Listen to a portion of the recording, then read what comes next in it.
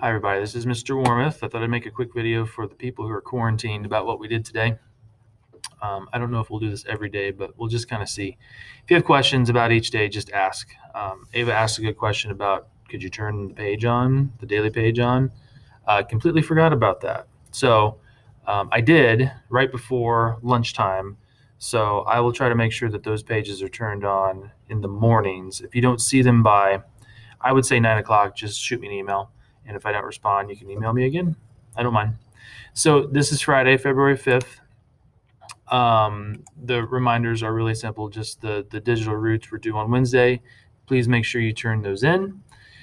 Today we talked about semicolons and colons. The semicolon is this thing right here, what I would call half of a winky face. Oh no, I just hit a button.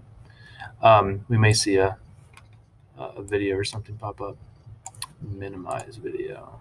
There we go. So this little green thing here, it's a comma with a period on top of it, is a semicolon. And you use that for a few different things, but for the most part, we'll use it for joining different simple sentences or what we might call independent clauses later on. So like this example, Belinda likes oatmeal for breakfast. I prefer cream of wheat. We could put an and, like a comma and here, but we don't need to because we can just use this little winky face here, the semicolon. So we will, oh, I did it again. We will spend more time talking about that, kind of practicing and playing around with that in class next week. So you would look for an IXL lesson on that, I'm sure. So there's a video here that talks about joining simple sentences or independent clauses together from the good people at Khan Academy. I don't think this one is David. This one might be Paige. We laughed about that today because we all decided we like David better. Either way, no offense, Paige. Either way, that might help you to understand it if you need it. This next line says that you can use colons. This is colon, and it looks like this: two dots, one over another, or two periods, one over another. Use that for lots of little different things too. This one says you can use this in terms of a list. So English words that come from Spanish include the following: ranch, corral, and stampede. So you would use this when you're introducing a list, and you might use words like these or the following, like the green thing here, or as follows, and then those words or whatever you're talking about would follow. That's when you would use one of those colons. You do not need to use a colon, though, it says, after a verb or preposition. So for a sentence like, Jamie likes to read, play basketball, and dance, there's no need for a colon there. Just use a regular list of items and include your commas where you need to. You can use a comma between the hour and the minutes for the time. We know that already.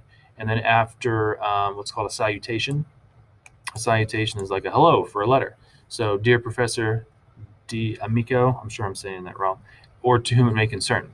So there's a video here with some little tips, again, from Khan Academy. Thought those might help you if you're away. And we talked about The Hobbit and the end, whether you liked it or not. You can always just shoot me an email if you want to talk about The Hobbit or if you have questions. I'm not going to keep talking to you about The Hobbit today. I know many of you are very glad to be done with it. So there's that. And then our essay. Today we started the essay about the Hobbit. So we talked about all these different character traits, and I asked the kids in class to pick out three traits that they thought best describe Bilbo, and then you're going to write your essay based on those three traits. And the most important part is you're going to kind of back it up with examples from the story. So text evidence. You're going to share page numbers or chapters or both, where you find those examples, and just explain why you think that Bilbo is, let's pick out three quick words. Why you think he might be foolish, or why he might be intelligent, or why he might be, what's another good one? We just did intelligent, we can't do smart. How about fearful? And these words don't have to be him at one specific point in the story or at the end of the story. It could be at any point. So you could be talking about him being annoyed, or it's not on the list, but that would be a good word to use. Annoyed in the beginning because the dwarves are in his house. He doesn't know why, and then he has to leave his home, or I guess he chooses to. That's one way to approach it. And then maybe in the middle of the story, he's a little braver. And by the end of the story, he's very, very dependable and smart, and everyone is, I think, pretty grateful for him. So there's even a few good words there you could use. So you choose the 3 that you want if you're stuck at home. If you have a word that's better than any of these, or 3 words that are better than any of these, that's fine too. There's a click here, which you probably don't need, right under the little Hobbit door, to download the blue, no, yours was green, the green outline that we used in class on Wednesday and that we use today and we'll use next week too. So the plan is we'll use the outline to set up and plan the essay, and then when we're done with that outline, then you can type it and it should make the process faster. So I don't think I need to go over the outline. You can always send me questions if you have them while you're out on quarantine. This is a quick link to the Hobbit reading schedule. It's the same thing we've had for the past month. It's just a quick link. That way you can get to the book if you need it, if for some reason you left it at school or whatever. So we're going to plan on having the Hobbit essay done by Tuesday. We'll see if that happens. It may be Wednesday. So today maybe you can pick out your 3 words. Maybe you can write 1 paragraph out of the 3. That would be great.